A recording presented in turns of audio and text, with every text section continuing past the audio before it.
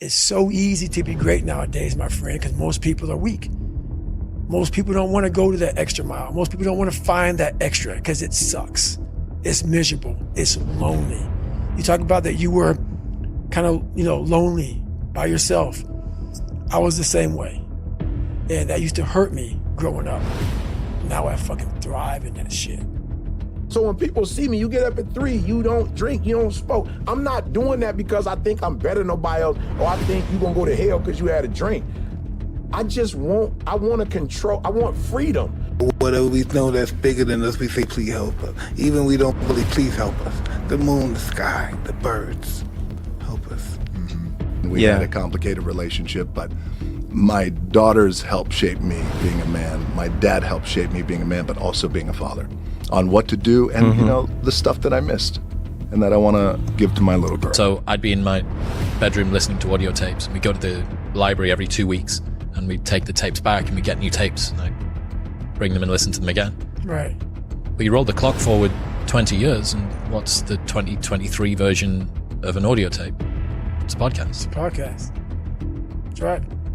A lot of the things that you love and value in yourself in adulthood are the light side of something that you were ashamed, fearful, disgusted by when you were younger. Yeah, I think that comes from overcoming. A lot of people, wonder, how did you become this? How did you become so vulnerable? How are you doing a podcast now when you were this kid? You overcame things. You fought them. And now this is what happens. So I started looking at power, egos. A lot of dudes fail because of their ego. They can't be the 2-man. They can't serve nobody else, and then money. You know what I'm saying? That's a difficult one because you have to want it. You have to want to be better. And it starts off with you have to have pride in yourself. You have to there's something about you, whether it's your last name, whether it's just the smallest thing. You have to be proud of yourself. So if you see E.T. cut somebody out on the street level, you know that I'm human and I had a bad day. But I figure if I get up at 3 o'clock in the morning and get through this routine, the probability of me not going off is greater. It's scary shit to think that somebody really loves you regardless of all your flaws and everything, and you feel like you're a disgusting piece of shit. And somebody says, I love you though. You might want to kill that person. How could you hate me? How do you love me? So, having a clear structure of understanding, okay, this morning I'm gonna, when I was writing was an art series and outlining legacy, I come in the morning, 7 a.m., and I'm there.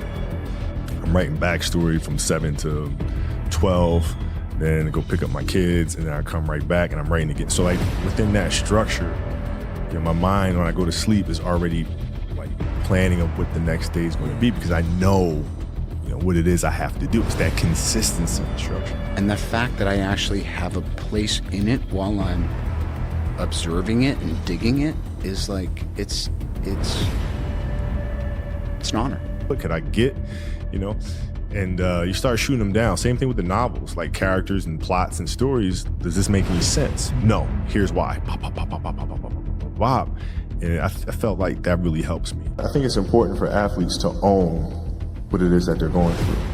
It's awareness, right? I think a lot of times we try to tell children, tell young athletes in particular, that if you have those thoughts and those feelings, that's weakness, that's bad. And they carry that around with them for the rest of their lives. And I think the most important thing is for us to be aware of what's going on in here. And once you're aware of it, then you can choose to walk hand in hand with it, or you can choose to fight it, but you're making that decision. If you just can constantly bury that in the distance, then it starts festering and it comes up in different ways and manifests itself in different ways. I started looking at Mother Teresa, Gandhi, and I was like, yo, bro, Gandhi would go fast from sex, and he was married. He would fast from talking.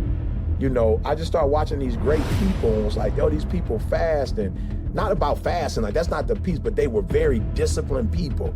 And they would not allow their exterior world to dominate or destroy their internal world. Because I think so many of us get, in our lives, we get stuck with imagination because you kind of get into that autopilot mode.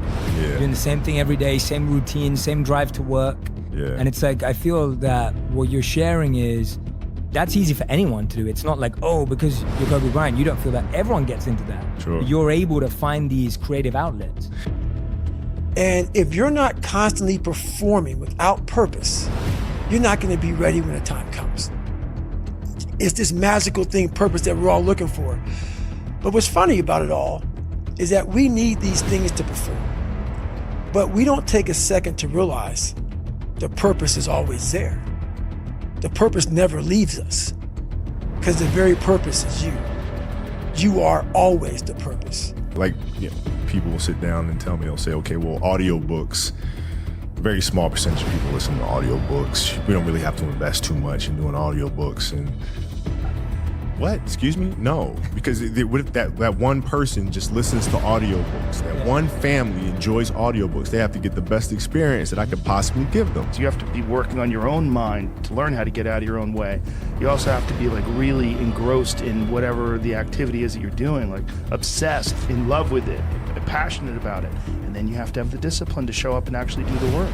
There's so many different moving pieces, and it all has to be managed, and it's not solid. It's like a fucking raft on the ocean. It's moving around. You're always trying to like figure out how to keep it moving and functional, and it always seems unmanageable. If you're feeling blue, if you're feeling fucked up, if you don't have the answers, even if you don't know why, because a lot of times, sure, there's a thing that this thing happened, therefore I'm depressed, but a lot of times people just wake up and the skies are gray. Yep.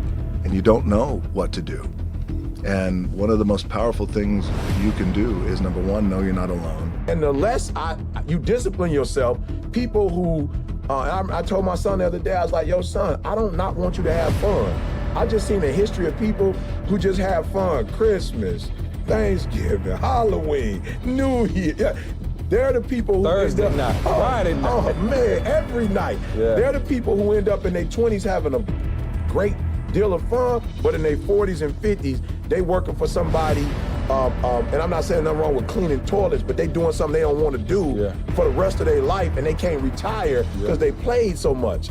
You know. But when it happens, whether it happens with love or with friendship or with a career or with a path you're taking, you just know there's a smile, there's an inner smile, like, yeah, this is it. Well put. I found it. This is it. I'm supposed to be doing this. Because I know every motherfucker ain't gonna do what I'm gonna do. So this is how you level up. That's how you level up. I know there's a whole bunch of people with that right there. That fires me up. That makes me fucking happy, what you just said. That brings joy to my life right there. Why? Because I know there's so many people that have the ability and just refuse to get off that couch. Refuse to study a few more hours. Refuse to go deeper, to go further. And that's where I gain the advantage.